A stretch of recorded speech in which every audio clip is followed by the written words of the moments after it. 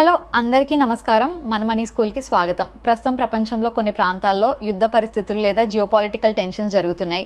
అలాంటి సమయంలో మనం ఒక విషయం గమనిస్తాం, గోల్డ్ రేట్ పెరుగుతుంది, సిల్వర్ కూడా మూవ్ అవుతుంది, కానీ క్రిప్టో మార్కెట్ మాత్రం చాలా వాలటైల్గా ఉంటుంది. ఇది ఎందుకు జరుగుతుంది? చాలా సింపుల్గా అర్థం చేసుకుందాం.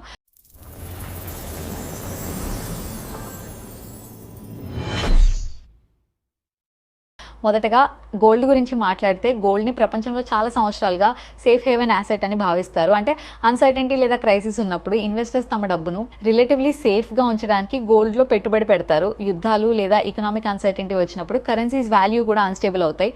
అందుకే చాలామంది ఇన్వెస్టర్స్ స్టాక్స్ లేదా రిస్కీ యాసెట్స్ నుంచి బయటకు వచ్చి గోల్డ్లోకి మూవ్ అవుతారు. డిమాండ్ పెరిగితే గోల్డ్ ప్రైస్ కూడా పెరగచ్చు.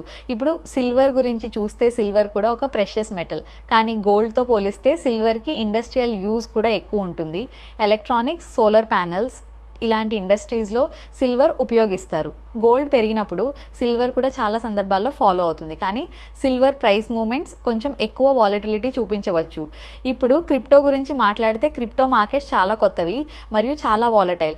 చాలామంది ఇన్వెస్టర్స్ క్రిప్టోని రిస్క్ యాసెట్గా కన్సిడర్ చేస్తారు. వార్ లేదా గ్లోబల్ అన్సర్టెనిటీ ఉన్నప్పుడు కొంతమంది ఇన్వెస్టర్స్ క్రిప్టో నుంచి బయటకు వస్తారు. అందుకే క్రిప్టో ప్రైస్ సడన్గా అప్ అండ్ డౌన్ అవుతుంది. అందుకే ఒక విషయం గుర్తుంచుకోవాలి, మార్కెట్ మూవ్మెంట్స్ చాలా ఫ్యాక్టర్స్ మీద డిపెండ్ అవుతాయి. News, global events, economic policies ఇవన్నీ ఇంపాక్ట్ చేస్తాయి. ఈ వీడియో ప్యూర్లీ ఎడ్యుకేషనల్ పర్పస్ కోసం మాత్రమే. ఇది ఇన్వెస్ట్మెంట్ అడ్వైస్ కాదు. ఇలాంటి ఫైనాన్షియల్ అవేర్నెస్ వీడియోస్ కోసం మన మనీ స్కూల్ ఛానల్ని సబ్స్క్రైబ్ చేయండి. ధన్యవాదాలు.